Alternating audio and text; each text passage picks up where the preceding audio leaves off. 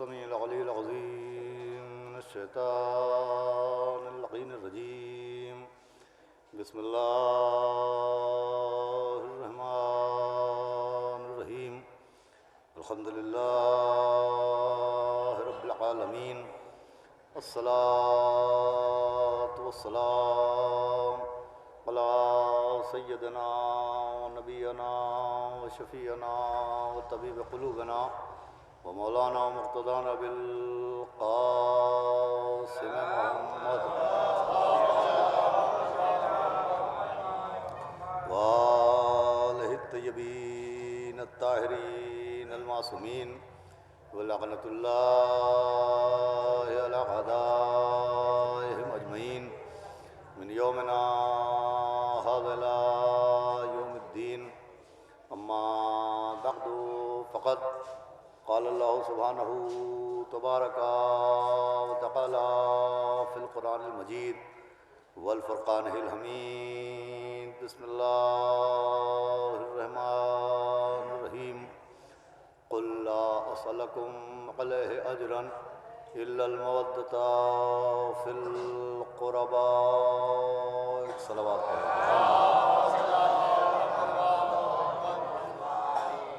حضرات عزاداران معصوم عالم اور پرساداران سرکار سید الشہداء، آپ کے سامنے گفتگو کے لیے بطفیل چہاردہ معصومین علیہم السلام اور خصوصاً بتصدق شہزادی اولیاء بنت رسول حضرت بطول جناب فاطمۃ الزہرا سلام اللہ علیہا، قرآن مجید کی جس مشہور آیہ کریمہ کو تشریف لائیں، تلاوت کرنے کا شرف حاصل کیا، اسے صاحبان مودت آیہ مودت کہتے ہیں. تشریف لے آئیں. اور قرآن مجید کی اس آیت کا پس منظر یہ ہے کہ جب کچھ افراد آئیے تشریف لے آئیں، ابن عباس صاحب ادھر آ جائیں، آپ حضرات صلوات اور پڑھ دیں.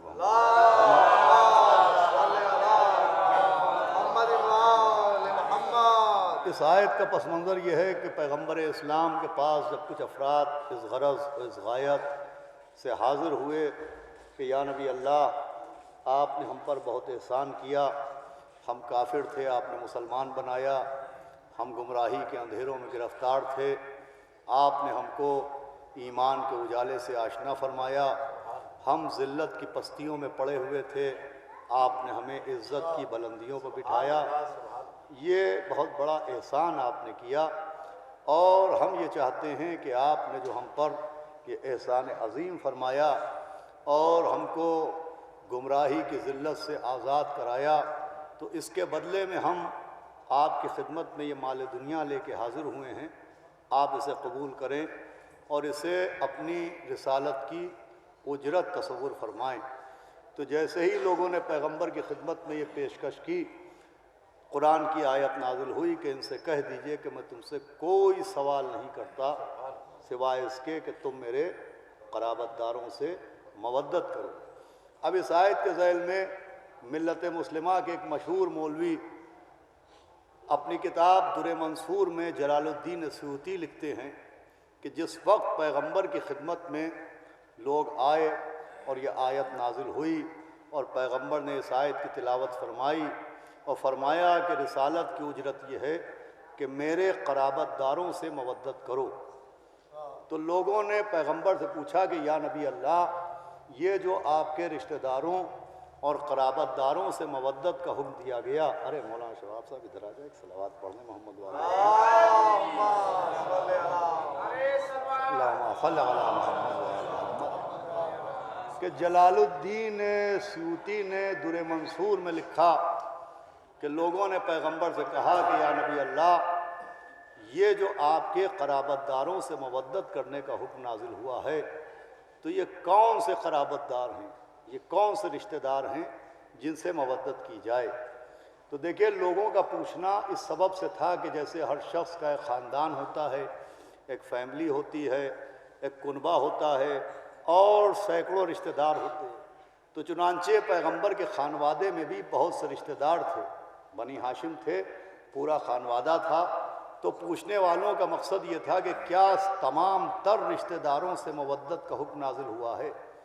تو جلال الدین سیوطی لکھتے ہیں کہ پیغمبر نے یہ نہیں کہا کہ میرے سارے رشتہ داروں سے مودت کرو، بلکہ پیغمبر نے صرف ان کے نام لیے جو کبھی چادر تطہیر کے سائبان میں نظر آئے، کبھی مباہلہ کے میدان میں نظر آئے۔ صلوات بھیجے محمد و آل محمد۔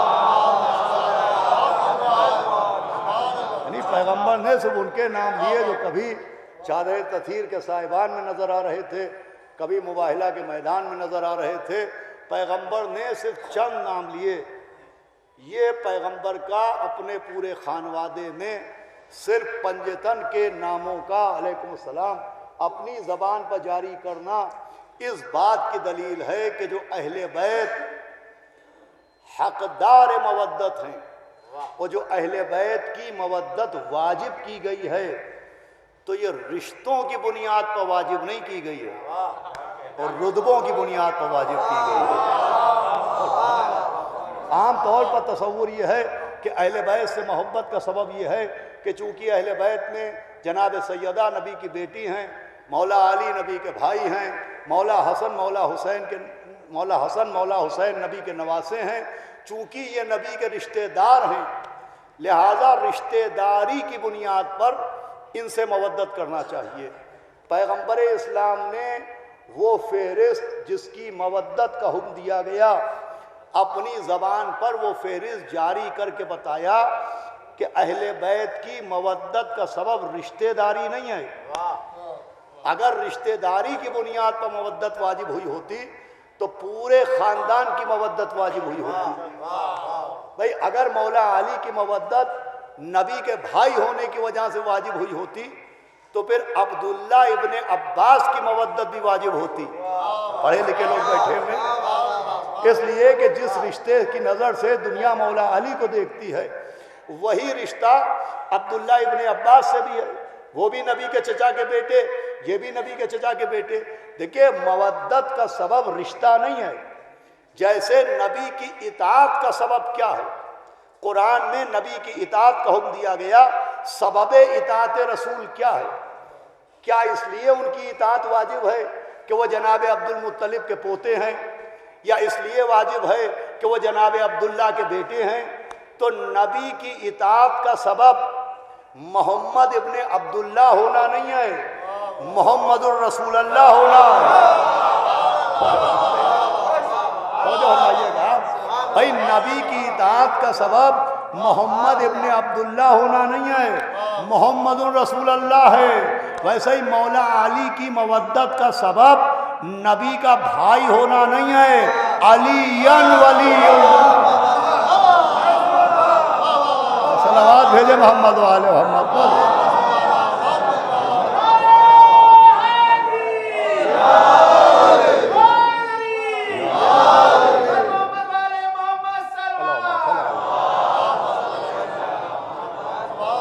بھائی وہ نبی کے رشتہ دار بھی ہیں لیکن رشتہ دار ہی نہیں ہیں۔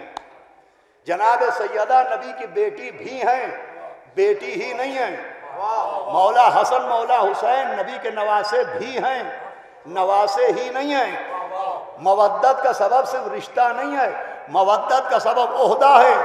جیسے نبی کی اطاعت کا سبب رسالت ہے، ویسے ہی اہل بیت کی مودت کا سبب ولایت ہے۔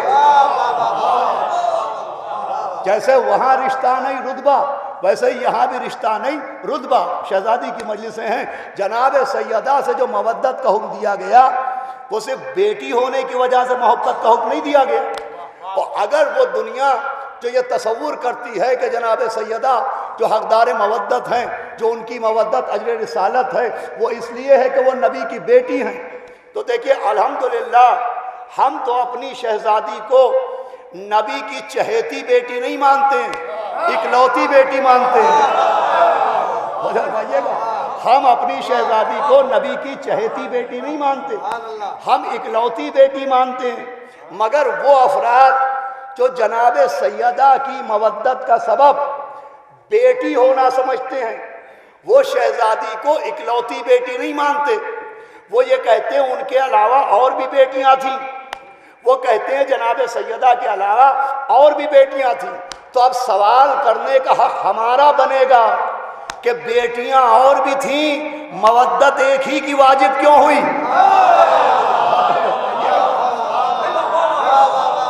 بھائی بیٹیاں اور بھی تھیں، مودت ایک ہی کی کیوں واجب ہے؟ اچھا مودت تو مودت ہے، مسجدیں بنائی جاتی ہیں، محرابیں سجائی جاتی ہیں، دروازے بنائے جاتے ہیں، اور مسجد کسی فرقے کی ہو کم سے کم 5 نام ضرور لکھے جاتے ہیں.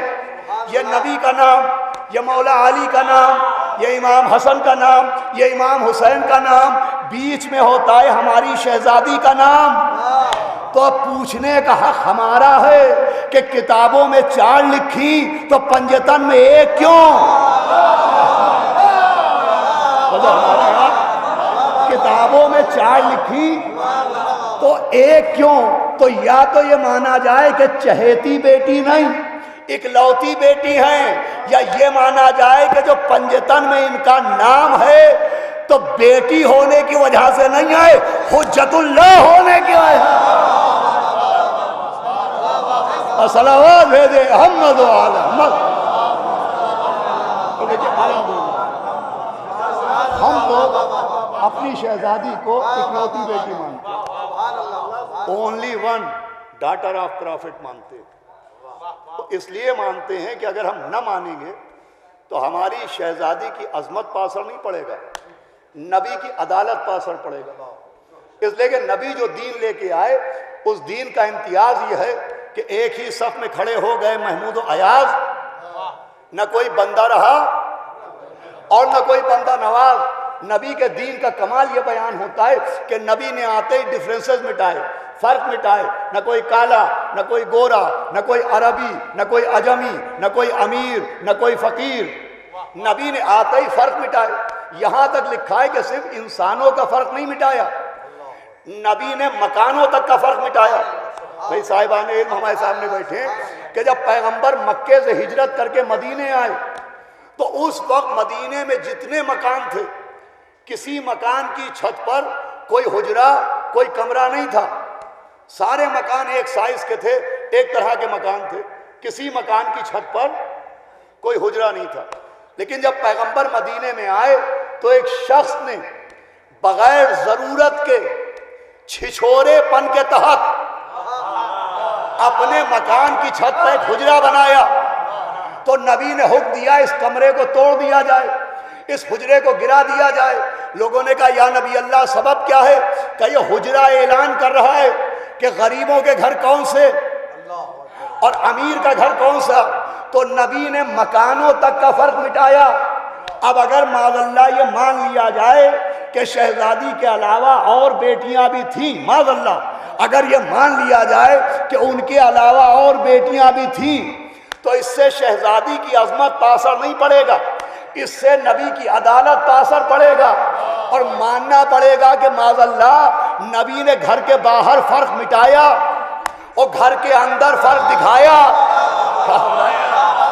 گھر کے باہر فرق مٹایا، گھر کے اندر فرق دکھایا.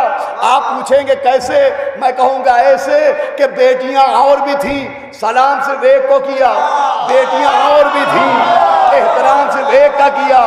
بیٹیاں اور بھی تھیں، بطول صرف ایک کو کہا. بیٹیاں اور بھی تھیں، طاہرہ صرف ایک کو کہا. بیٹیاں اور بھی تھیں، صدیقہ صرف ایک کو کہا. بیٹیاں اور بھی تھیں، ام ابیہا صرف ایک کو کہا. بیٹیاں اور بھی تھیں، منصورہ صرف ایک کو کہا. بیٹیاں اور بھی تھیں، ام الفضائل صرف ایک کو کہا. بیٹیاں اور بھی تھیں، اپنا دل صرف ایک کو کہا. بیٹیاں اور بھی تھیں، بذت و منی صرف ایک کو کہا. ارے بیٹیاں اور بھی تھیں، باغ فدا صرف ایک کو دیا.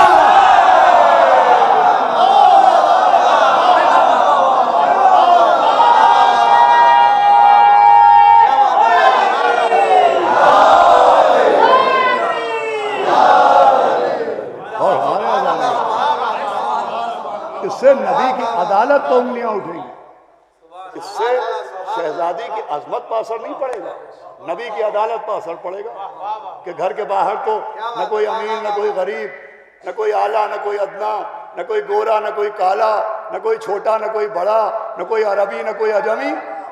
گھر کے اندر فرد نکالے تو ہم تو اکلوتی بیٹی مانتے ہیں، لیکن ان کی عظمت صرف بیٹی ہونے کی وجہ سے نہیں ہے، سیدہ رشتوں کی وجہ سے محترم نہیں ہے، ارے رشتے سیدہ کی وجہ سے محترم ہے، شہزادی رشتوں کی وجہ سے نہیں ہے، رشتے شہزادی کی وجہ سے محترم ہے۔ ہم رشتہ بھی مانتے ہیں مگر رشتہ ہی نہیں مانتے، اس لیے کہ احترام، اسلام نے احترام کی بنیاد صرف رشتے کو بنایا بھی نہیں ہے۔ اگر صرف رشتے کی وجہ سے احترام ہوتا تو حابیل محترم نہ ہوتے، قابیل بھی محترم ہوتا، صرف جناب نوح محترم نہ ہوتے، کنعان بھی محترم ہوتا، صرف ابراہیم محترم نہ ہوتے، آزر بھی محترم ہوتا، صرف پیغمبر محترم نہ ہوتے، ابو لہب بھی محترم ہوتا، اس لیے کہ رشتے تو سارے کے سارے موجود ہیں۔ قابیل بھائی ہے حابیل کا مگر محترم نہیں، کنعان بیٹا ہے نبی کا مگر محترم نہیں، آزر چچا ہے ابراہیم کا مگر محترم نہیں، ابو لہب چچا ہے پیغمبر کا مگر محترم نہیں۔ ارے قرآن یہ فہرست سنا کے ایک پیغام سمجھا رہا ہے کہ سمجھو ضروری نہیں کہ نبی کا ہر بھائی بھائی ہونے کی وجہ سے محترم ہو جائے، ضروری نہیں کہ نبی کا ہر چچا چچا ہونے کی وجہ سے محترم ہو جائے، ضروری نہیں کہ نبی کا ہر بیٹا بیٹا ہونے کی وجہ سے محترم ہو جائے۔ ہم وہیں سے سمجھے کہ ضروری نہیں کہ نبی کی ہر بیوی بیوی ہونے کے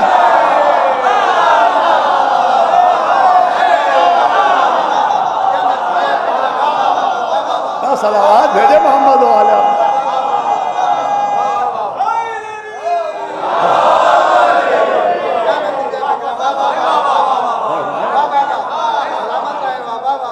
ضروری نہیں ہے۔ آئیے قبلہ جانشین سرکار روح الملت برادران مولانا عباس ناصر صاحب خاطی مولانا تنویر ابا نجف مولانا تنویر صاحب نجفی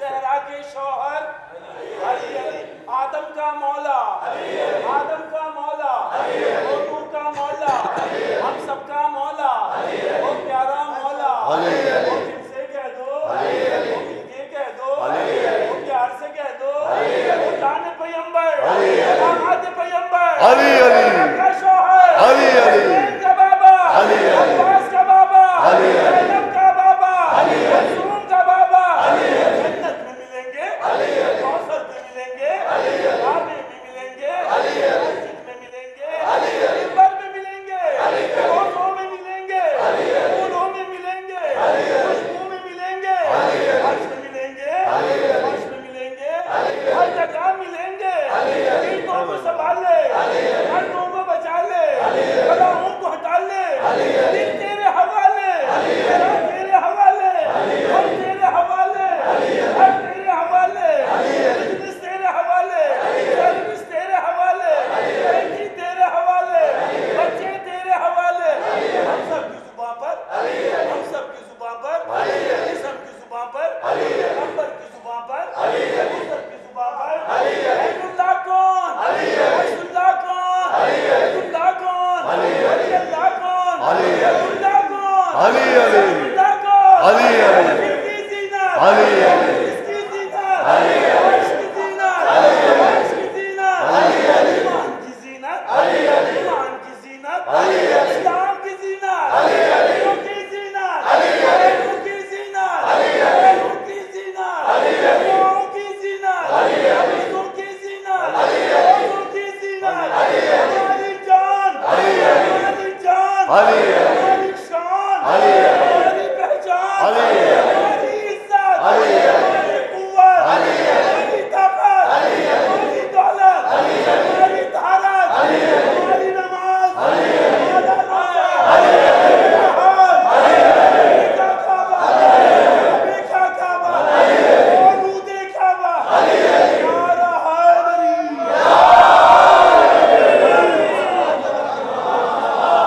سر کا جنازہ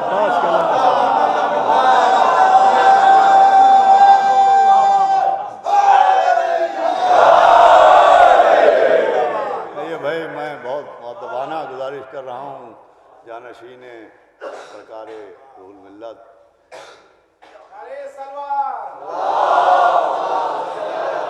صاحب عباقات ہیں تشریف لائیں مولانا مرتضیٰ میاں، ایک صلوات اور پڑھ دیں محمد والا محمد۔ تو عزیزان گرامی بہرحال دیکھیے بہت سی باتیں یہاں سمجھ میں آتی ہیں کہ آپ شیعوں کے یہاں حافظ نہیں ہوتے، ہاں نہیں ہوتے، قرآن صامت کے پاروں کے حافظ نہیں ہوتے ہیں، قرآن ناطق کے نعروں کے حافظ ہوتے ہیں۔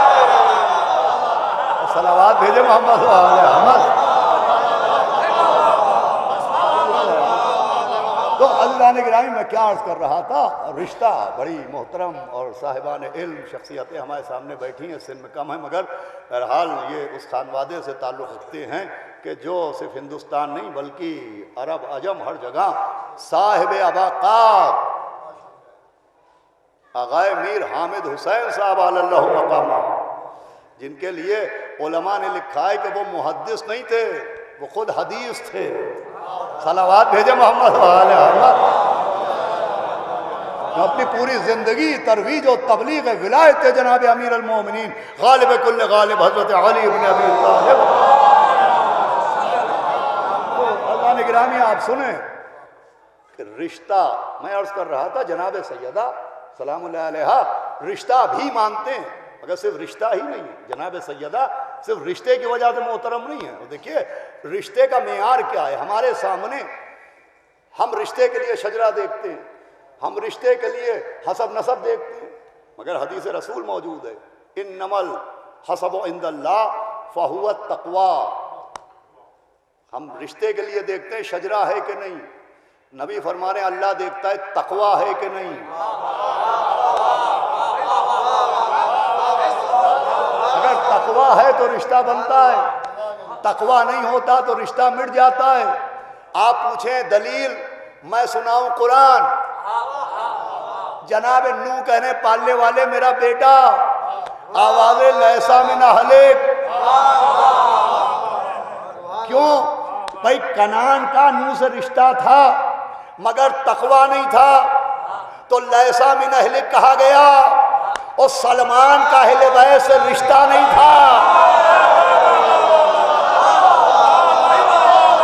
تقوی تھا تو من اہل البیت کہا گیا۔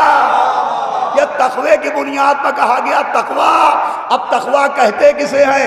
نبی کی حدیث بتا رہی یا علی حب کا تقوی والایمان۔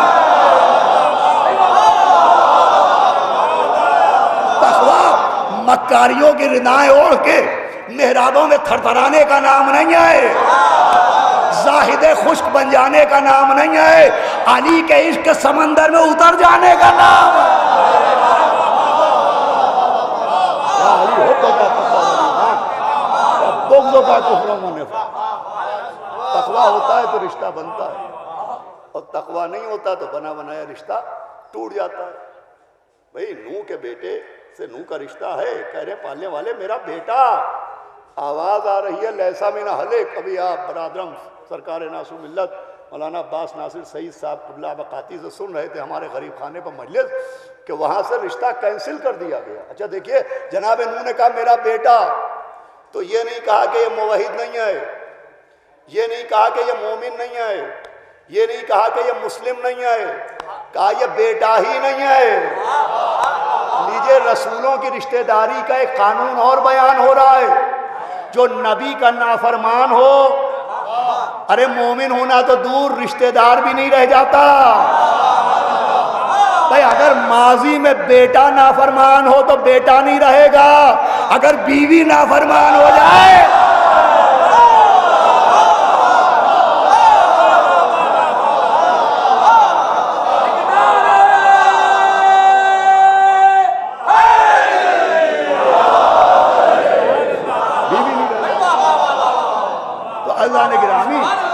تقوی ہوتا ہے تو رشتہ ہوتا ہے، اور جہاں تقوی نہیں وہاں رشتہ نہیں۔ اب میں آپ کو تاریخ کا ایک واقعہ سناتا ہوں کہ جب پیغمبر اسلام نے اعلان کیا تو جہاں مردوں نے کلمہ پڑھا وہیں بہت سی خواتین نے کلمہ پڑھا۔ وہ ایسا بھی ہوا کہ ایک ہی گھر میں زوجہ مسلمان ہو گئی، بیوی مسلمان ہو گئی، اور اس کا شوہر کافر کا کافر رہا۔ اب ایک گھر میں میاں ہے کافر اور بیوی ہے مسلم، تو اب ایک آنگن میں دو ہوائیں کیسے چلیں؟ ایک نیام میں دو تلواریں کیسے رہیں؟ اب ہوا فساد، اب ہوئے جھگڑے، اب آئی نوبت طلاق طلاق طلاق۔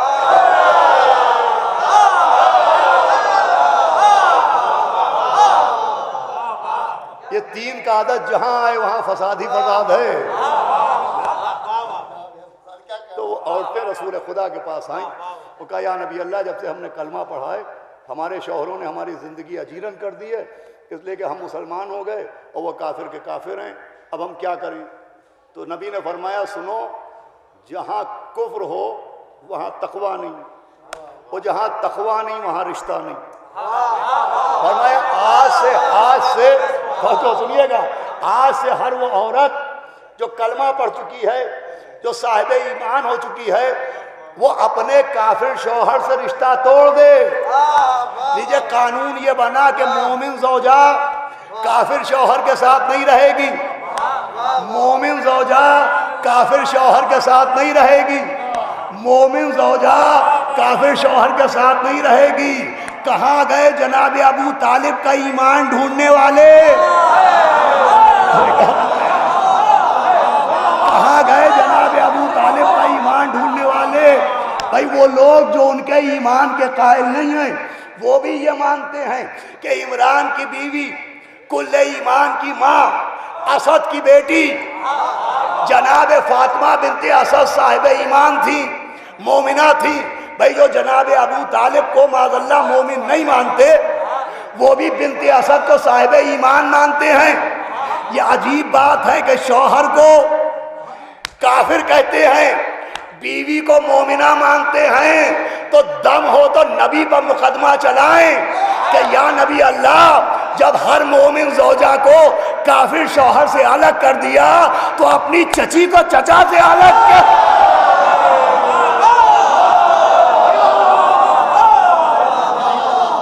صلوات بھیجے محمد و آل محمد پر۔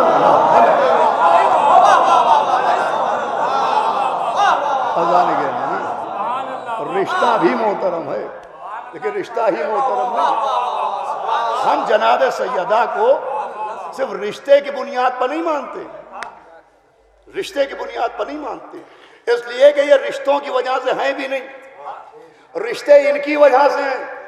پھر آپ پوچھیں گے دلیل، میں سناؤں گا حدیث قصہ،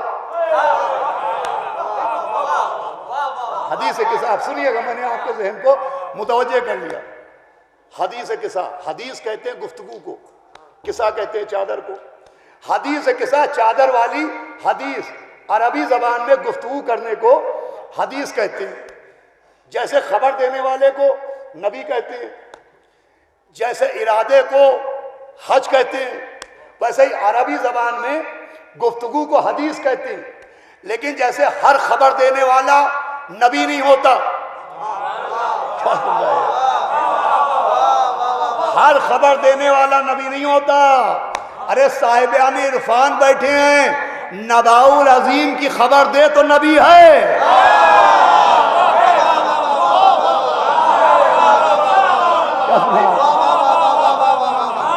نباء العظیم، السلام علیکم ایھا النباء العظیم۔ ہر خبر دینے والے کو نبی نہیں کہتے، ہر جگہ کے ارادے کو حج نہیں کہتے، ویسے ہی ہر ایک کی گفتگو کو حدیث نہیں کہتے۔ حدیث کی تین قسمیں ہیں، قول معصوم ہو تو حدیث، فعل معصوم ہو تو حدیث، تقریر معصوم ہو تو حدیث۔ معصوم نے کچھ کہا یہ حدیث، معصوم نے کچھ کیا یہ حدیث، معصوم کے سامنے کچھ ہوا یہ حدیث۔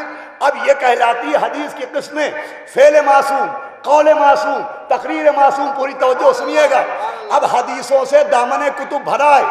یہ حدیث غدیر، یہ حدیث ثقلین، یہ حدیث طیر، یہ حدیث منزلت، حدیثیں ہی حدیثیں ہیں۔ میں کہوں گا کہ یا نبی اللہ، جب قرآن آ چکا تو حدیثیں بیان کرنے کی ضرورت کیا تھی؟ بھائی قال اللہ کے بعد قال رسول اللہ کی ضرورت کیا؟ جب 114 سورے آ گئے، 6666 آیتیں آ گئیں، تو اب آیتوں کے بعد حدیثوں کی ضرورت کیا ہے؟ آواز آئے گی آیتوں کے بعد حدیثوں کی وہی ضرورت ہے، آیتوں کے ہوتے ہوئے حدیثوں کی وہی ضرورت ہے جو اللہ کے ہوتے ہوئے نبیوں کی ضرورت ہے۔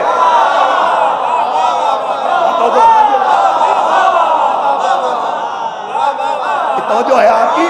بھائی جو اللہ کے ہوتے ہوئے نبیوں کی ضرورت، وہی آیتوں کے ہوتے ہوئے حدیثوں کی ضرورت۔ جیسے نبوت کے بغیر ہم وحدت تک نہیں پہنچ سکتے، ویسے ہی حدیثوں کے بغیر ہم آیتوں کو نہیں سمجھ سکتے۔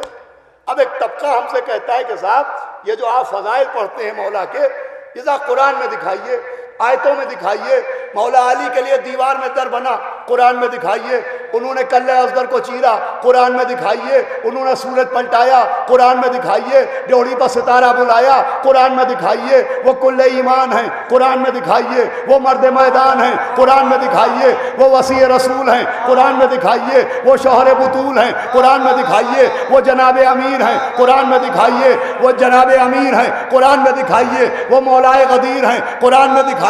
وہ قطب الاقطاب ہیں، قرآن میں دکھائیے۔ وہ حبیب الاحباب ہیں، قرآن میں دکھائیے۔ وہ کتاب مستور ہیں، قرآن میں دکھائیے۔ وہ صاحب طور ہیں، قرآن میں دکھائیے۔ انہوں نے آدم کو توبہ سکھائی، قرآن میں دکھائیے۔ انہوں نے نوح کا سفینہ چٹکی سے پکڑ کے کنارے پہنچایا، قرآن میں دکھائیے۔ انہوں نے ابراہیم کو آگ سے بچایا، قرآن میں دکھائیے۔ انہوں نے موسیٰ کا بازو پکڑ کے دریا پار کرایا، قرآن میں دکھائیے۔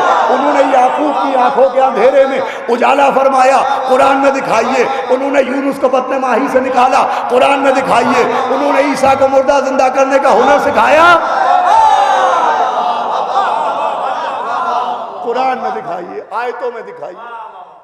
ایک طبقہ ضد کرتا ہے آیتوں سے ثابت کیجئے، اہل بیت کے فضائل آیتوں سے ثابت کیجئے۔ ارے بے عرفان، قرآن اہل بیت سے ثابت ہوگا، اہل بیت قرآن سے ثابت ہے۔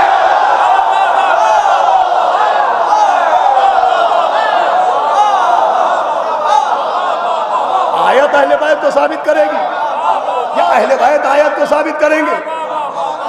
ارے اہل بیت قرآن سے ثابت نہیں ہوں گے، قرآن اہل بیت سے ثابت ہوگا۔ یقین نہ آئے تو دیکھ لیجئے مباہلہ میں کیا ہوا تھا۔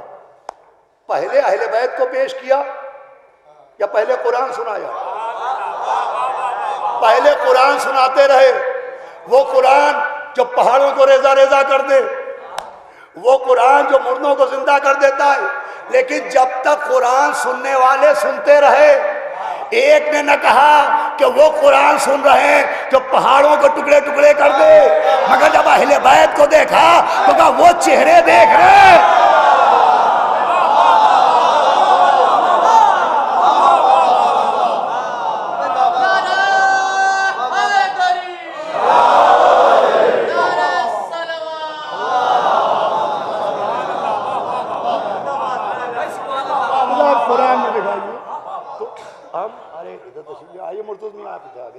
صلوات اور پڑھنے محمد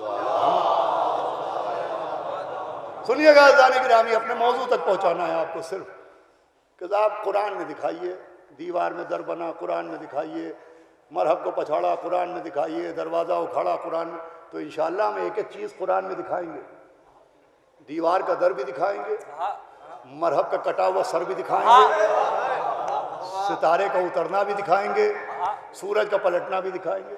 آپ ذرا سی زحمت کیجئے کہ یہ 5 وقت کی نمازوں کی رکعتیں قرآن میں دکھا دیجئے۔ یہ نماز فجر 2 رکعتیں کس پارے میں ہے؟ ظہرین 4 رکعتیں کس سورے میں ہے؟ مغرب کی 3 رکعت پڑھنا ہے کس پارے میں ہے؟ عشاء کی 4 رکعت نماز ہے کس آیت میں ہے؟ قنوت میں کیا پڑھنا چاہیے؟ رکوع میں کیا کہنا چاہیے؟ سجدے میں کیا ذکر ہونا چاہیے؟ قرآن میں کہاں لکھا ہے؟ کہ صاحب قرآن میں حکم نماز ہے، روزے کا حکم ہے، حج کا حکم ہے، طریقہ دکھائیے۔ کہ بھئی قاعدہ یہ ہے کہ آیت دے گی حکم نماز، حدیث بتائے گی طریقہ نماز۔ قرآن نماز کا حکم دے گا، حدیث طریقہ بتائے گی۔ قرآن روزے کا حکم دے گا، حدیث طریقہ بتائے گی۔ قرآن حج کا حکم دے گا، حدیث طریقہ بتائے گی۔ تو جیسے عبادت کے مسئلے میں قرآن دے گا حکم، حدیث بتائے گی طریقہ، یا لفظوں کو بدلوں کہ قرآن عبادت کے لیے اشارہ کرے گا، حدیث وضاحت کرے گی۔ ویسے ہی اہل بیت کے فضائل کے لیے قرآن قصیدہ پڑھے گا، حدیث وضاحت کرے گی۔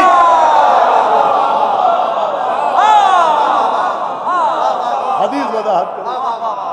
اب قرآن نے اشارہ کیا، بسم اللہ الرحمن الرحیم، انما یرید اللہ لیذھب عنکم الرجس اہل البیت ویطہرکم تطہیرا۔ آئے تطہیر، صلوات پڑھے محمد۔ انما یرید اللہ لیذھب عنکم الرجس اہل البیت ویطہرکم تطہیرا۔ قرآن نے اشارہ کیا کہ اہل بیت صاحبان عصمت ہیں، قرآن نے اشارہ کیا کہ اہل بیت صاحبان عصمت ہیں۔ اب اہل بیت ہیں کون؟ کون اہل بیت؟ یہ حدیث کسا نے بتایا؟ زمین پر ایک تقریب منعقد ہوئی، آسمان پر جبریل نے سوال کر لیا۔ وہ جبریل جو کبھی چکی چلانے آتا ہے، کبھی شہزادوں کا جھولا جھلانے آتا ہے، کبھی روٹی پر سورا پہنچاتا ہے، کبھی انگوٹھی پہ آئے ولایت لاتا ہے، کبھی میدانوں میں لا فتح الا علی کے نعرے لگاتا ہے، کبھی مسکرا مسکرا کے غدیر میں منافق کا کلیجہ کھاتا ہے۔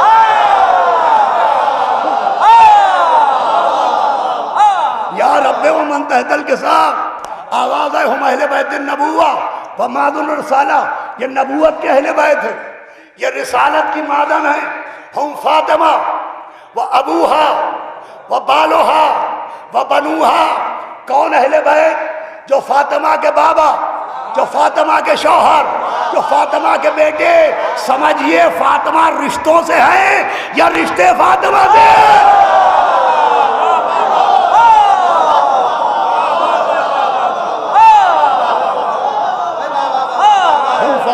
فاطمہ کے بابا، فاطمہ کے شوہر، فاطمہ کے بیٹے۔ ہزاروں مرتبہ آپ نے سنا، مجھ سے سنیا۔ رشتوں کا قانون کیا ہے؟ میں نے پوچھا کعبہ کیا ہے؟ کہ بیت اللہ۔ میں نے کہا قرآن کیا ہے؟ کہ کلام اللہ۔ میں نے کہا صفا و مروہ کیا ہے؟ کہ شاعر اللہ۔ قرآن کا تعارف ہوا، ذریعہ بنا اللہ۔ کعبے کا تعارف ہوا، ذریعہ بنا اللہ۔ صفا و مروہ کا تعارف ہوا، ذریعہ بنا اللہ۔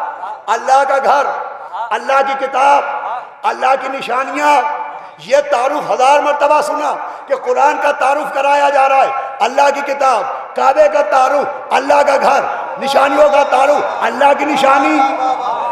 آج تک کسی نے پوچھا اللہ کون؟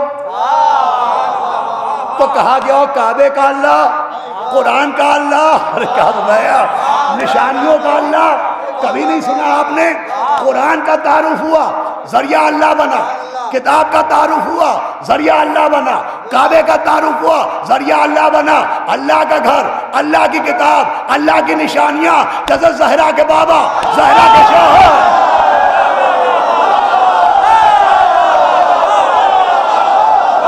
زہرا کے بیٹے۔ سنیے گا عزیزو، سیدہ کے بابا، سیدہ کے شوہر، سیدہ کے بیٹے، یہ تعارف کیوں ہوا؟ اللہ کی کتاب، اللہ کا گھر، اللہ کی نشانیاں، کیوں؟ آپ سمجھئے قرآن ہے قابل احترام، اللہ ہے سبب احترام۔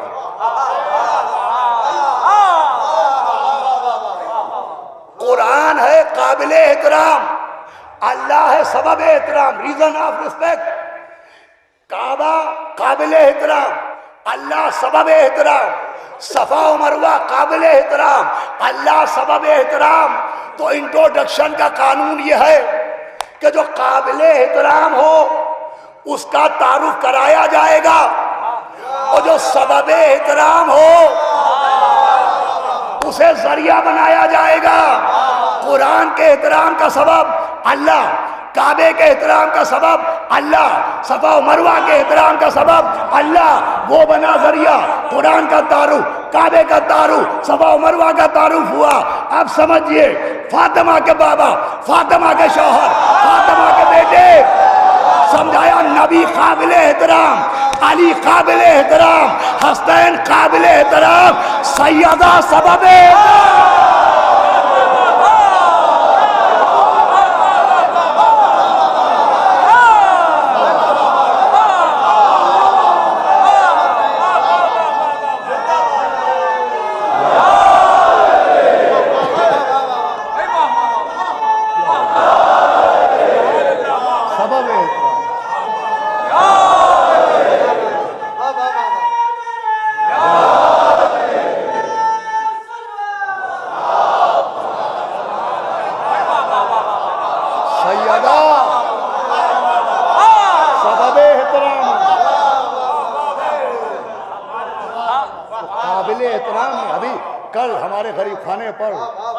جانشین سرکار روح الملت مولانا عباس ناصر صاحب سعید قبلہ بقاتی یہی حدیث آپ کے سامنے بیان فرما رہے تھے.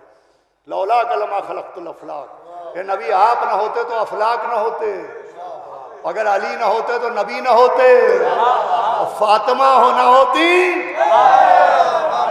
صلوات بھیجے محمد آل احمد.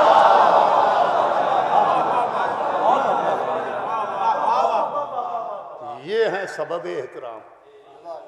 کون اہل بیت؟ چادر کے نیچے آنے والے اہل بیت نہیں ہیں، ورنہ جبریل بھی آیا تھا، نوکر بن کے آیا، نوکر بن کے گیا. کون اہل بیت؟ کون اہل بیت؟ بس ذرا سا آپ کے ذہن کو متوجہ کرتا ہوں. کون اہل بیت؟ اہل بیت ہونے کی شرط کیا؟ جو سیدہ کا بابا ہوگا وہ اہل بیت، جو سیدہ کا شوہر ہوگا وہ اہل بیت، جو سیدہ کا بیٹا ہوگا، جو سیدہ کا بیٹا ہوگا، جو سیدہ کا بیٹا ہوگا، جو سیدہ کا بیٹا ہوگا، جو سیدہ کا بیٹا، جو سیدہ کا بیٹا، جو سیدہ کا بیٹا، ارے جو بھی سیدہ کا بیٹا جسے تاریخ کہے یہ سیدہ کے بیٹے وہ بھی اہل بیت، جسے سیدہ کہے عباس میرا بیٹا.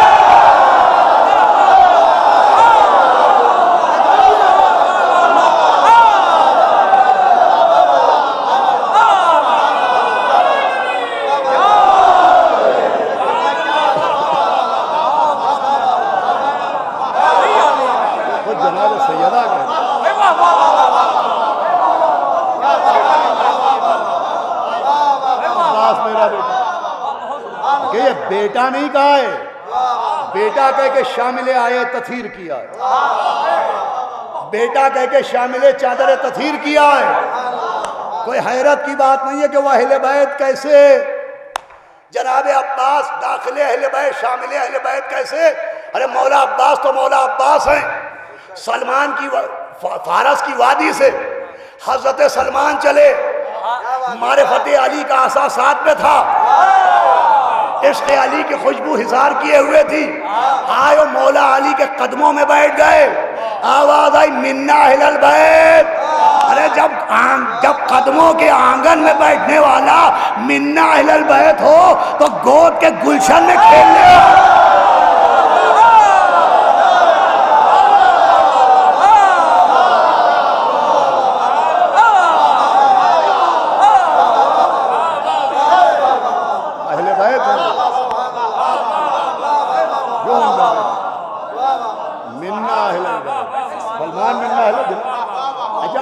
جناب عباس اہل بیت ہیں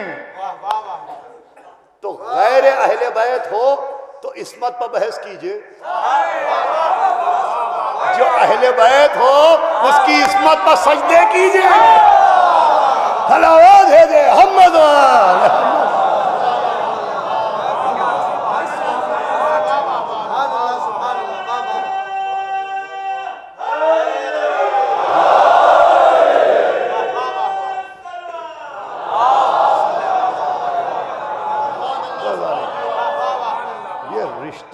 سے نہیں، رشتے ان کی وجہ سے محترم. اہل بیت رشتے، ارے رشتے اور دوسرے رشتے کب سے چلے؟ رشتوں کا آغاز رشتوں کی بسم اللہ اور رشتوں کا شبھارمبھ کب ہوا؟ بھائی پہلا رشتہ کون سا ہے؟ جناب آدم اور جناب حوا کا رشتہ ہے. یہاں سے رشتوں کا قافلہ چلا. جناب آدم پہلے شوہر بنے دنیا کے، اور جناب حوا پہلی زوجہ بنی. تو رشتوں کا آغاز آدم کے بعد ہے. تو جو آدم کے بعد ہو وہ رشتے کی وجہ سے ہوگا، وہ جو آدم سے پہلے ہوں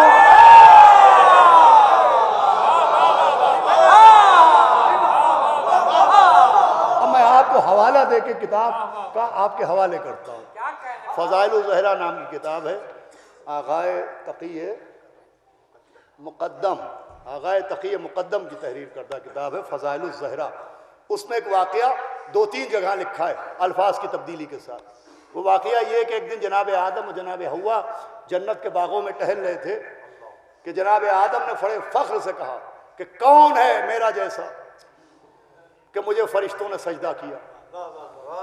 جیسے ہی انہوں نے فخر سے یہ کہا ویسے ہی جبریل آئے. وہ کہا چلیے حضرت اللہ نے بلایا ہے. کہ کہاں بلایا ہے؟ کہ جنت الفردوس میں. ایک اور جنت تھی جس کا نام تھا جنت الفردوس. اس میں ایک محل کے دروازے پر لے گئے اور جبریل نے کہا اس گھر کے اندر جائیے. آدم نے پوچھا کہ اس گھر میں رہتا کون ہے؟ جبریل نے ہاتھ جوڑے کہ اندر تو میں بھی کبھی نہیں گیا، میری اوقات بھی در ہے گھر نہیں.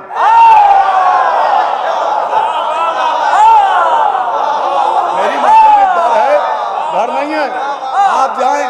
اب جب دیکھیے جو لکھا ہے وہی میں پڑھ رہا ہوں، میرے پاس کتاب موجود ہے، علماء بیٹھے ہیں سب گواہی دیں گے. 3 جگہ یہ روایت ہے.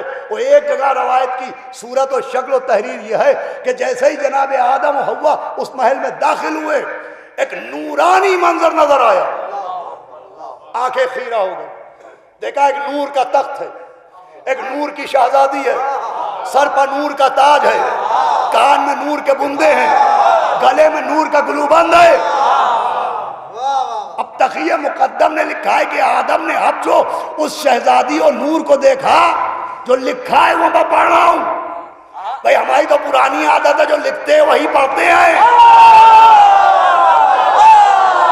ان میں نہیں ہے کہ لکھیں گے کچھ اور پڑھیں گے کچھ اور.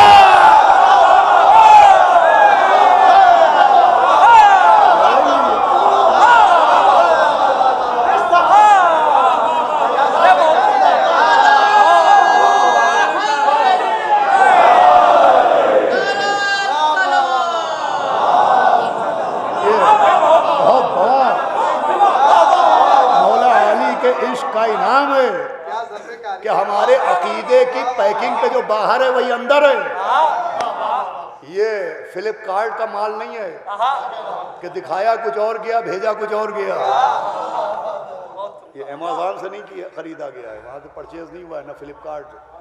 تو عزیزان گرامی جو لکھا ہے وہ بیان کر رہا ہوں.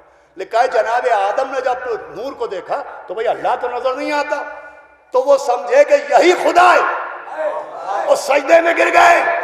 آواز آئی آدم سجدے سے سر اٹھاؤ، خدا نہیں ہے یہ سیدہ ہے.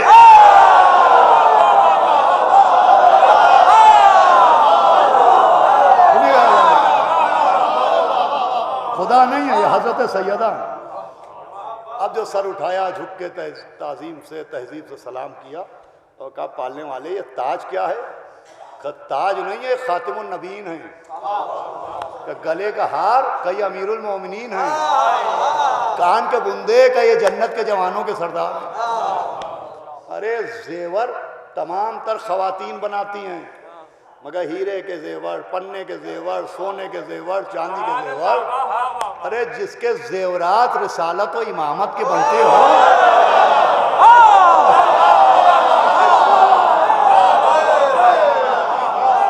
جس کے زیورات رسالت و امامت کے بنتے ہو، اس کی عظمت کو تولنے والی ترازو ہی نہیں بنی. کہ یہ سیدہ ہے. تم نے فخر کیا تھا کہ تم دیکھو تم وہ ہو کہ تمہیں فرشتوں نے سجدہ کیا اور تم انہیں دیکھ کے سجدے میں گر گئے. اچھا اب عجیب بات یہ ہے کہ یہ کوئی عجیب بات ہے کہ جناب سیدہ کو دیکھا اور خدا سمجھ کے سجدے میں گرے، مگر اللہ نے نہ لباس جنت واپس لیا نہ قیام جنت واپس لیا. جنت سے نہیں نکالا، خدا سمجھا، خدا سمجھا، مگر اللہ نے جنت سے نہیں نکالا۔ لیکن یہی آدم ایک دن جنت میں ٹہل رہے تھے، وہ اہل بیت کے پیڑ کا ایک پھل کھایا، اور پھل کھانے کا پھل یہ ملا کہ لاؤ لباس جنت، لاؤ مکان جنت، جاؤ زمین پر۔ میں کہوں گا پالنے والے اہل بیت کے پیڑ کا پھل کھایا، جنت سے نکال دیا، ان کو خدا سمجھا نہیں نکالا۔ کہ یہی تو سمجھانا چاہ رہا ہوں کہ خدا سمجھنے والے کو سمجھایا جائے گا، حق کھانے والے کا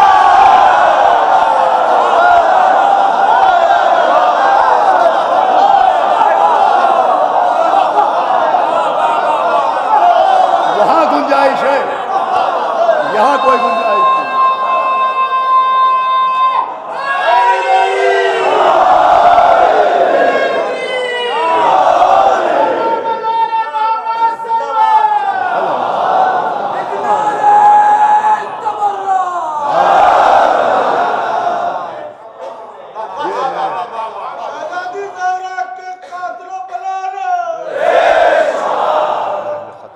خدا کی لعنت۔ تو اللہ نے گرامی رشتے جناب آدم سے شروع ہوئی، یہ رشتوں سے پہلے ہیں، یہ رشتوں کی وجہ سے محترم نہیں، رشتے ان کی وجہ سے محترم، رشتے ان کی وجہ سے محترم، ان سے جس کا رشتہ ہو جائے وہ قابل احترام ہو جائے۔ حبش کے کنیز آئے، بلکہ میں پڑھ چکا ہوں کہیں سرکار ناصر ملت آپ کے پردادا علی اللہ مقامان کی تحقیق ہے کہ جناب فضہ ہندوستان کی تھی، وہ کسی بہت صاحب علم گھرانے کی تھی۔ دیکھیے تحقیق ہو تو ایسی، ہندوستان کی تھی جناب فضہ، ناصر ملت سرکار ناصر ملت کی تحقیق ہے کہ وہ ہندوستان کی تھی، وہ کسی صاحب علم گھرانے کی تھی، تبھی تو لوہے کو سونا بنا دیا۔ اب سونا بنانے والی کو اللہ نے فضہ بنا دیا۔ صلوات بھیجے محمد و آل محمد۔ کسی صاحب علم گھرانے کی تھی، صاحب علم گھرانے کے ہونے کی دلیل ان کی جو تحقیق ہے تو عقلی طور پر بھی ثابت ہے۔ بھئی صاحب علم نہ ہوتی تو شہر علم کے دروازے پہ آ کے بچھونا نہ یہ ان کی تحقیق کی تصدیق کے لیے کافی اللہ نے گرامی۔ تو آئیں اور آ کے وابستہ ہو گئی۔ اب ایک رشتہ بنا، کنیز سیدہ، سیدہ کی کنیز، جیسے اللہ کی کتاب،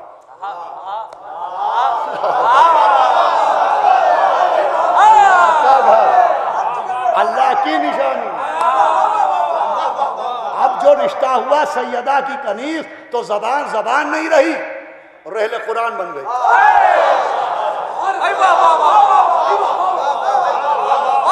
20 سال تک قرآن کی زبان میں باتیں کی۔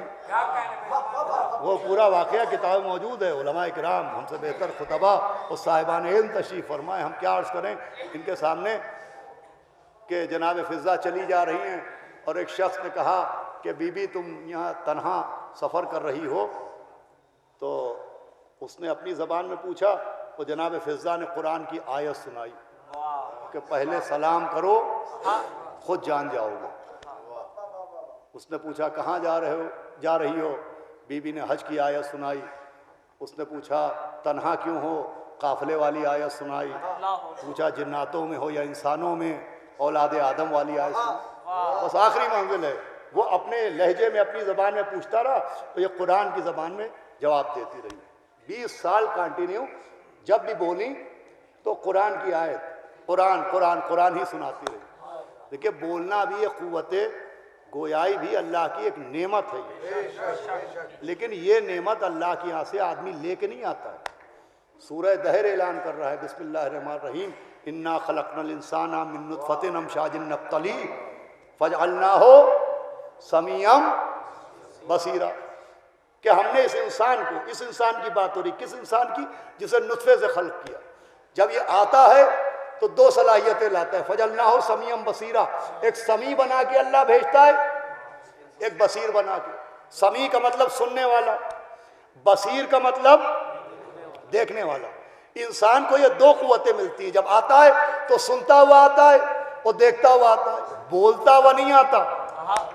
یہ نطفے والا انسان ہے، سنتا ہوا آتا ہے، دیکھتا ہوا آتا ہے، بولتا ہوا نہیں آتا۔ اب اگر کبھی کوئی 13 رجب کو بولتا ہوا آ جائے،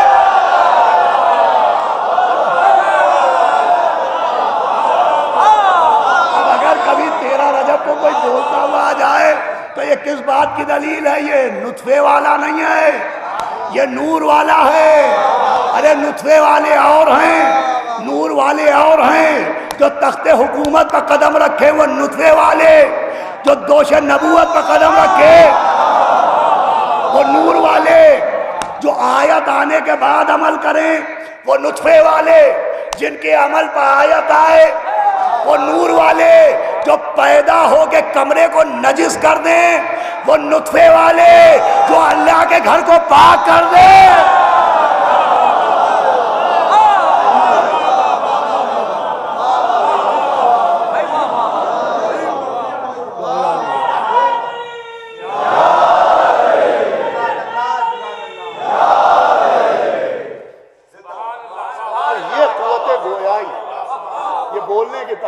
آدمی وہاں سے لے کے نہیں آتا، یہ قوت گویائی یہاں ملتی ہے۔ لیکن بولنے کے لیے ضروری ہے کہ ایک بچہ تندرست پیدا ہوا، بالکل فٹ، وزن بھی صحیح ہے اور صحت بھی صحیح ہے، بالکل میڈیکلی ایک دم پرفیکٹ پیدا ہوا ہے، لیکن اس کے لیے بھی قوت گویائی کے لیے ضرورت ہے کہ وہ بولنے والوں کے بیچ میں رہے۔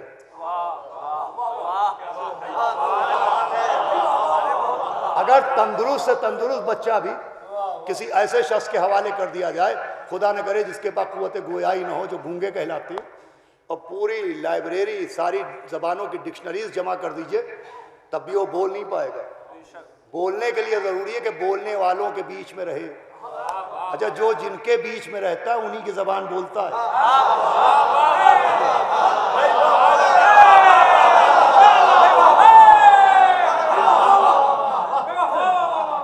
کسی بچے کی پرورش عرب کریں، زبان عربی ہو جائے گی۔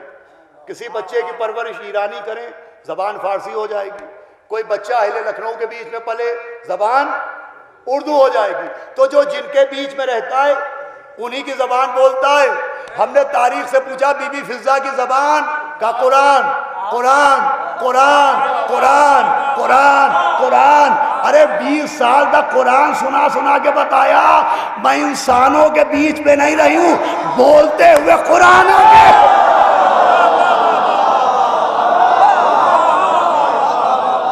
بولتے ہوئے قرآنوں کے بیچ۔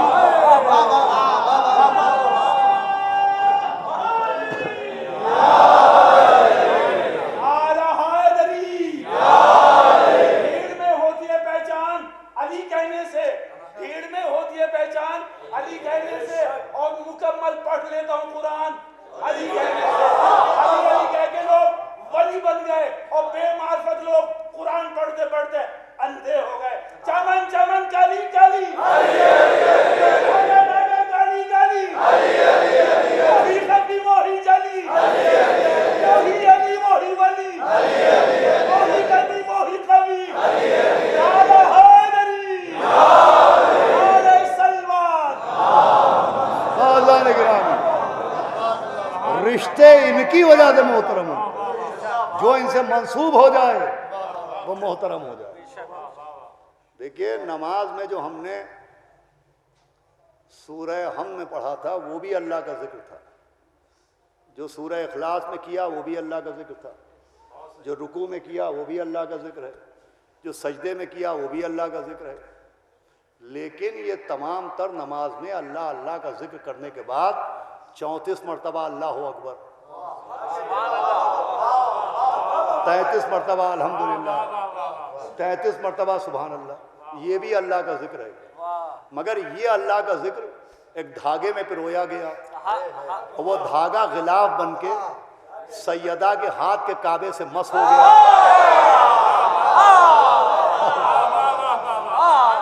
اب وہ کہلاتا ہے تسبیح ہے سیدہ، سیدہ کی تسبیح۔ جو نماز میں کیا وہ بھی اللہ کا ذکر ہے، مگر اللہ رے عظمت سیدہ کہ اب یہ اللہ کا ذکر سیدہ سے منسوب ہو گیا، تو امام نے فرمایا کہ ایک بار تسبیح سیدہ پڑھنا 1000 رکعت نمازوں سے افضل ہے۔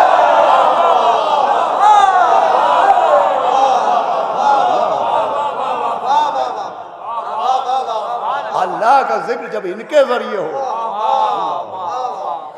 وہ 2 رکعت نماز جس پہ جناب سیدہ کی تسبیح پڑھی جائے وہ 1000 رکعت نمازوں سے افضل ہو جاتی ہے۔ نماز الصلاۃ معراج المومن، نماز الصلاۃ عمود الدین، جو مومن کو معراج پہ پہنچائے وہ نماز ہے، جو نماز کو معراج پہ پہنچائے وہ سیدہ ہے۔ یہ رشتوں کی وجہ سے نہیں، رشتے ان کی وجہ سے۔ رشتہ بھی محترم ہے مگر رشتہ ہی محترم نہیں ہے۔ شاید اسی لیے نبی نے جہاں کہا فاطمہ تو بذت منی، جہاں کہا فاطمہ تو قلبی، وہیں کہا فاطمہ تو اپنے باپ کی ماں ہے۔ اور رشتہ دیکھنا ہے تو رشتہ ایسا کہ رشتے میں بیٹی ہیں اور رتبے میں ماں ہے۔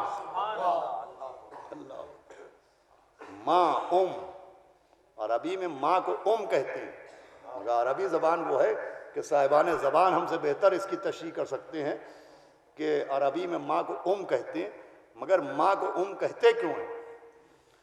کا ایک مطلب ہوتا ہے اصل، کا مطلب ہوتا ہے اصل۔ مکہ القری، زمینوں کی اصل۔ سورہ الحمد الکتاب، سوروں کی اصل۔ سیدہ ہیں ابیہا، اپنے باپ کی ماں، یہ رسالت کی اصل ہے۔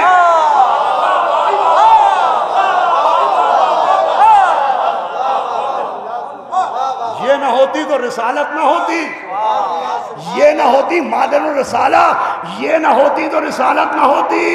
اب سمجھے کیوں کہا تھا اے علی تم نہ ہوتے تو کوئی فاطمہ کا کفو نہ ہوتا۔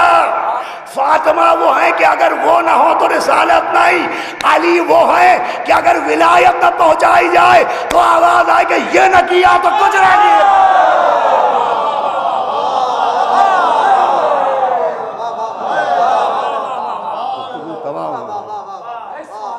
اب یہ کہ جناب عہدہ کیا ہے ان کا، مسند کیا ہے، منصب کیا ہے، یہ امام نہیں، یہ رسول نہیں، یہ نبی نہیں، تو حدیث کسا نے بتایا؟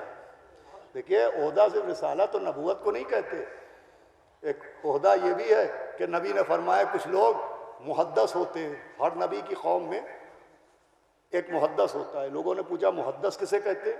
تو فرمایا محدث وہ ہوتا ہے کہ جو زمین پر بیٹھے بیٹھے آسمان کی خبریں بتاتا ہے۔ مرد ہو تو محدث کہلائے گا، صنف نسواں ہو تو محدثہ کہلائے گی۔ پڑھ لیجئے شہزادی کی زیارت، انہیں محدثہ کہا جاتا ہے۔ اب سمجھے حدیث قصہ کیا ہے؟ ان کی طہارت کا اعلان نہیں ہے، ان کے عہدے کا اعلان ہے۔ اور پھر یہ کہ علی آپ نہ ہوتے تو کوئی ان کا کفو نہ ہوتا۔ کفو کا مطلب شوہر نہیں ہے، صرف شوہر نہیں ہے، ورنہ قل هو اللہ احد، سورہ اخلاص کا کیا ترجمہ کریں؟ کفوان احد، کفو کہتے ہیں ہم پلہ کو، ہم سر کو۔ علی آپ نہ ہوتے تو کوئی سیدہ کا ہمسر نہ ہوتا۔ وہ بھی ولی ہیں، یہ بھی ولیاں ہیں، ان کے پاس بھی ولایت تکوینیہ ہے، ان کے پاس بھی ولایت تکوینیہ، وہ بھی ٹھوکر سے مردہ جلا رہے ہیں، یہ بھی مری ہوئی دلہن کو زندہ فرما رہے ہیں۔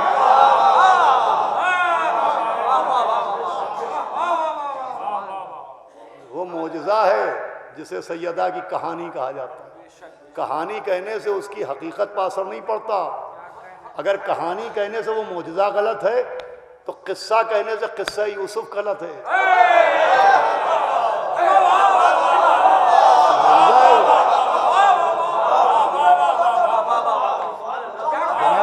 یہ بات بھی یاد رکھیے گا یہ کہ اس سے پہلے صاحب سنار کا واقعہ اور سنارن کا واقعہ، تو وہ سنار کا واقعہ یا لکڑہارے کا واقعہ جناب سیدہ کی کہانی سے پہلے سنایا جاتا ہے۔ اس سے کیا پریشانی ہے؟ اس سے بھائی دعائے مشلول پڑھیے آپ، سید ابن طاؤس نے دعائے مشلول سے پہلے ایک پورا واقعہ لکھا ہے۔ واقعہ یہ ہے کہ ایک مشلول ایک شل تھا، وہ خانہ کعبہ میں فریاد کر رہا تھا، جناب امیر و مولا حسین طواف کر رہے تھے، اس کے بعد اس سے پوچھا کہ تو شل کیوں ہو گیا؟ اس نے کہا میں نے اپنے باپ سے گستاخی کی تھی، اس نے بد دعا دی تھی، لہذا مجھ پہ فالج گر گیا اور ایسا ہو گیا۔ وہ پورا واقعہ درج ہے۔ تو اب کیا اس واقعے کی وجہ سے دعائے مشلول کو غلط کہہ دیں؟ ارے جیسے مشلول کا واقعہ دعائے مشلول کی اہمیت بتا رہا ہے، ویسے ہی سنارن کا قصہ معجزہ سیدہ کی عظمت بتا کون سی پریشانی کی بات ہے؟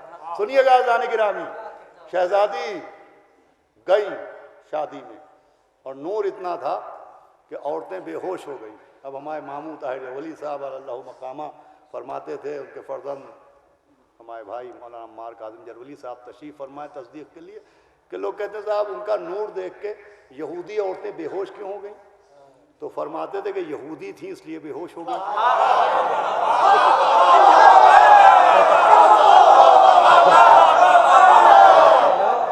یہودی تھی اس لیے بے ہوش ہو گئی. بھائی یہودی کہتے ہیں موسیٰ کے امتی کو، تو موسیٰ کا امتی کیوں برداشت ہو گئے، کیوں بے ہوش ہو گیا؟ ارے جب موسیٰ کوہ طور پر نور برداشت نہ کر پائے تو امت اپنے گھر میں نور کہا.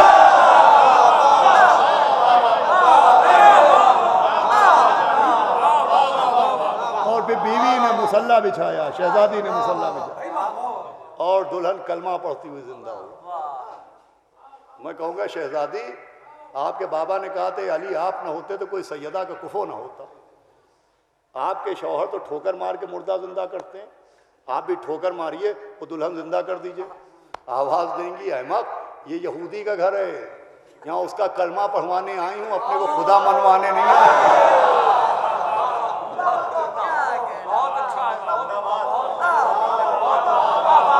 آخری جملہ اس کے بعد مسائب دیکھیں، دلہن کلمہ پڑھتی ہوئی زندہ ہوئی، زندہ ہو کے کلمہ نہیں پڑھا.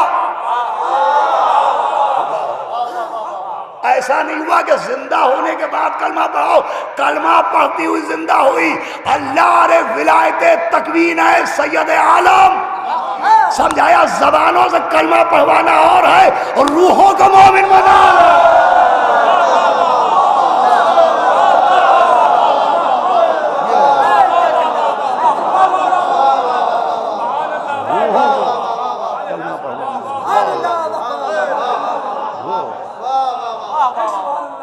تو رشتوں کی وجہ، رشتے اس کی وجہ. تو دوسرے میں نے عرض کیا تھا آغاز گفتگو میں کہ اکلوتی بیٹی ہے، اکلوتی. اس کا سب سے بڑا ثبوت، واضح ثبوت یہ ہے کہ جب دربار خلافت میں بی بی گئی، خدا ملعون کے عذاب میں اضافہ فرمائے، وہ آپ نے جو خطبہ دیا تو علماء بیٹھے ہیں، اس خطبے میں آپ نے فرمایا کہ جو جانتے ہیں وہ جان لیں کہ میں ہوں فاطمہ بنت محمد. اور پھر آپ نے فرمایا، یہ فقرہ خطبے موجود ہے، کہ میرے سوا تم میں سے کوئی عورت دعویٰ نہیں کر سکتی کہ اس کے باپ محمد ہیں. بھئی علماء بیٹھے مجھے بتائیں یہ فقرہ ہے کہ نہیں؟ تمہاری کوئی عورت دعویٰ نہیں کر سکتی. تو اگر اکلوتی بیٹی نہیں تھی تو کوئی کھڑے ہو کے کہتا کہ نہیں فلاں کے باپ بھی محمد تھے اور فلاں کے باپ بھی محمد تھے اور فلاں کے باپ بھی محمد تھے. نہ، اکلوتی بیٹی ہے. عزیزوں، اب یہی دربار زہرا بھرے دربار میں حق مانگ رہی ہے. اس قوم کے رونے کو یہی بات. ماشاءاللہ بڑی تعداد میں آدھی رات ہونے کو آئی اور یہ ماتمی نوجوان، یہ مومنین اس بی بی کا ماتم کرنے آئے ہیں جو اپنا مرثیہ اپنے آپ بیان کرتے. ابھی آپ نے ہمارے غریب خانے پر 3 روز مسلسل سرکار ناصر ملت جانشین سرکار روح الملت کو جناب سیدہ کے مصائب کے حوالے سنا. اپنا مرثیہ اپنے آپ پڑھتی اور میں حاضر نہیں ہو پایا. مولا سلامت رکھے ان ماتمی نوجوانوں کو. دیکھیں حق کے ماتم تو ادا نہیں ہو سکتا، لیکن جناب سیدہ کا ماتم ایسے ہی کرنا چاہیے جیسے نوجوان کرتے ہیں. میں ایک جملہ آپ سے عرض کر رہا ہوں، جتنا ہو سکے جناب سیدہ کا ماتم کیجئے اگر آپ چاہتے ہیں کہ احساس مصائب سیدہ ہو. جب ماتم کے بعد آپ رات میں بستر پر لیٹیں گے اور پسلیوں میں درد ہوگا، تب شاید آپ کو احساس ہو جائے کہ پسلیوں کا درد کسے کہتے ہیں. بہت سی باتیں ہم سنتے ہیں مگر ہم محسوس نہیں کرتے. ہم سنتے ہیں ہمیں احساس نہیں ہوتا، لیکن جب ماتم کیجیے گا اور پسلیوں میں درد ہوگا تو شاید احساس ہو. دل کھول کے ماتم کیجیے گا. ماشاءاللہ یہ پورا مہینہ جناب سیدہ کی مجلسیں ہوتی رہیں گی، دل کھول کے ماتم کیجیے گا، اس لیے کہ جناب سیدہ کا ماتم ہوگا تو سیدہ کے سارے بیٹے بھی آئیں گے، سیدہ کے سارے بیٹے بھی آئیں گے، وہ بیٹے بھی آئیں گے جو دونوں ہاتھوں سے ماتم کریں گے، اور وہ بیٹا بھی آئے گا جس کے بازو قلم ہو چکے ہیں۔ آپ ماتم کرتے رہیں گے، وہ آنکھوں سے آنسو بہا بہا کے آپ کو دعا دیتا رہے گا۔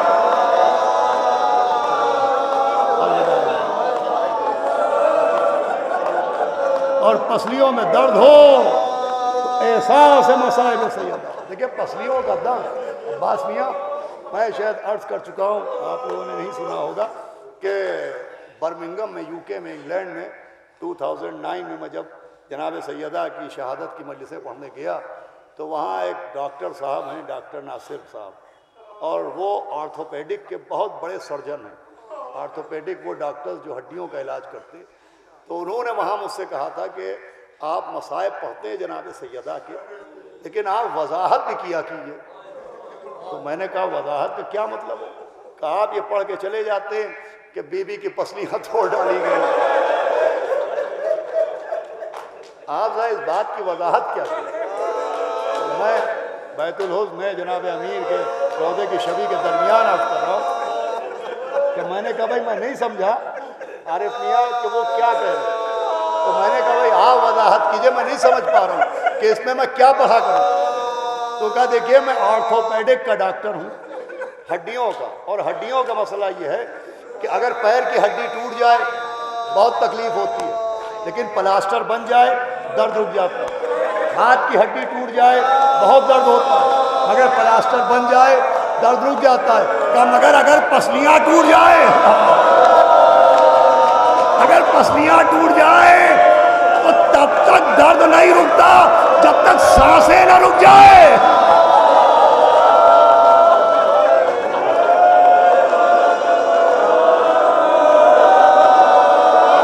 پیر میں درد ہے، جب تک پیر نہ ہلائیے درد نہیں ہوگا۔ ہاتھ میں درد ہو رہا ہے، پلاسٹر چڑھ گیا درد رک گیا، لیکن پسلیوں کا درد اگر پسلیاں ٹوٹ جائے تو جب جب سانس اندر جائے گی درد ہوگا، سانس باہر آئے گی درد ہوگا۔ یہی وجہ ہے کہ میری شہزادی پسلیاں پکڑے ہوئے بابا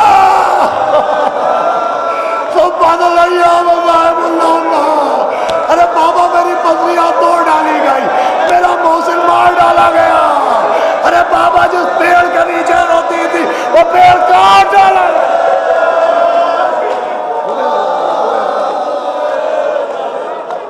بس 5 منٹ مجلس تمام۔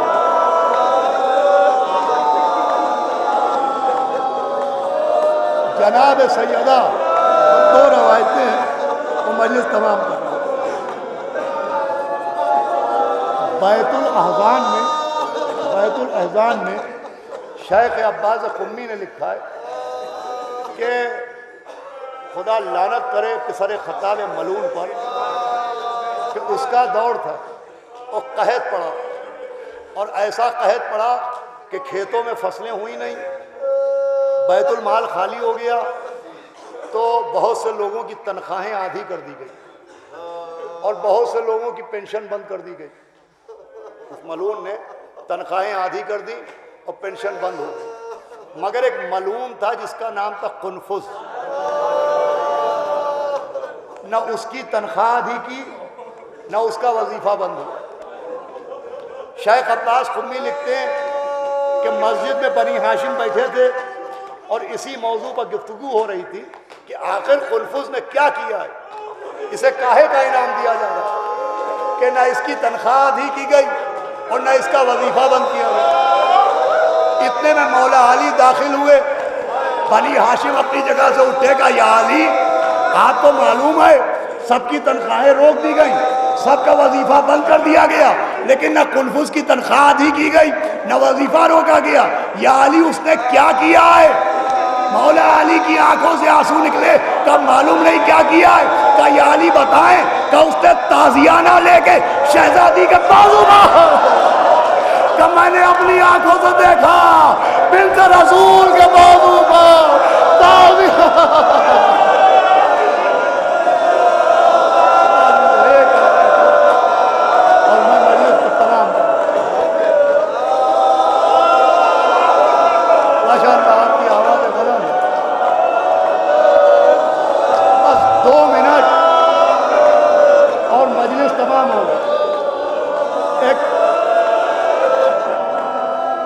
کتابچہ ہے مقتل جناب محسن کے نام سے، جناب محسن کا مقتل جناب محسن کے نام سے ایک کتابچہ ہے، عباس بک ایجنسی میں مل جائے گا۔ اس میں ایک روایت ہے کہ جب سے میری شہزادی کے بازو پر قنفذ ملعون نے تازیانہ مارا، بی بی اس ہاتھ سے تسبیح نہیں پڑھ پاتی اور کھڑے کھڑے نماز نہیں پڑھ پاتی، آپ بیٹھے بیٹھے نماز پڑھتی ہیں۔ جناب فضہ کہتی ہیں کہ میں دیکھتی تھی میری مالکہ نماز شب پڑھنے کے بعد اس دروازے کے پاس آتی تھی جسے پسر خطاب ملعون نے جلا کے بی بی کے پہلو پر گرایا تھا، اور اس دروازے کی جلی ہوئی لکڑیاں نکالتی تھی اور سون کے روتی تھی۔ جناب فضہ کہتی ہیں میں نے پوچھا اے میری شہزادی یہ جلے ہوئے دروازے کی لکڑیاں سون کے آپ روتی کیوں ہیں؟ فرمایا فضہ تجھے کیا معلوم، ان جلی ہوئی لکڑیوں سے مجھے اپنے محسن کے خون کی خوشبو عزیزوں مجلس تمام ہو رہی ہے کہ مجھے اپنے محسن کے خون کی خوشبو آ رہی۔ عزیزوں مجلس میں یہیں تمام کر لیتا، لیکن ایک پہلو پہ روشنی ڈالنا بہت ضروری ہے۔ دیکھیں پوری دنیا میں موتیں ہر گھر میں ہوتی ہیں، مگر جس گھر سے رونے کی آوازیں آتی ہیں ان گھروں سے قہقہوں کی آوازیں بھی سنی جاتی ہیں، مگر ہائے زہرا کا گھر یہاں میتیں نکلتی دیکھی گئی، یہاں ہنسنے کی صدائیں نہیں سنی گئی۔ یہی گھر تھا، یہی در تھا جہاں جناب سیدہ جلی ہوئی لکڑیاں اٹھاتی تھی اور سون کے روتی تھی۔ کچھ سال گزرے کہ کربلا میں ایک قافلہ لٹ گیا، ایک بی بی تھی جس کی مانگ بھی اجڑ گئی، جس کی گود بھی اجڑ گئی، نام تھا جناب ام رباب، کبھی سائے میں بیٹھتی نہیں تھی، ہمیشہ دھوپ میں بیٹھتی تھی، سیدہ کی بہو تھی، ظاہر سی بات ہے سیدہ کی بہو تھی تو وہیں آ کے بیٹھی جہاں سیدہ اپنے محسن کو رویا کرتی تھی، کبھی سائے میں نہیں بیٹھتی تھی، ہمیشہ دھوپ میں بیٹھتی تھی۔ جب جناب ام رباب دنیا سے گئی تو ایک عورت نے دیکھا کہ بی بی ام رباب کے پہلو میں کچھ بندھا ہوا ہے، اس نے آواز دی سیدانیوں دیکھو ام رباب کی چادر کا کونا کھولو، شاید زیورات بندھے، مگر اب جو کونا کھولا گیا تو زیور نہیں نکلے، علی اصغر کے جھولے کی جلی ہوئی لکڑیاں نکلی۔ ارے ایک گھر دو دو مائیں، جس گھر میں کبھی سیدہ کہتی تھی ہائے میرا محسن، اسی میں سیدہ کی بہو ہائے میرا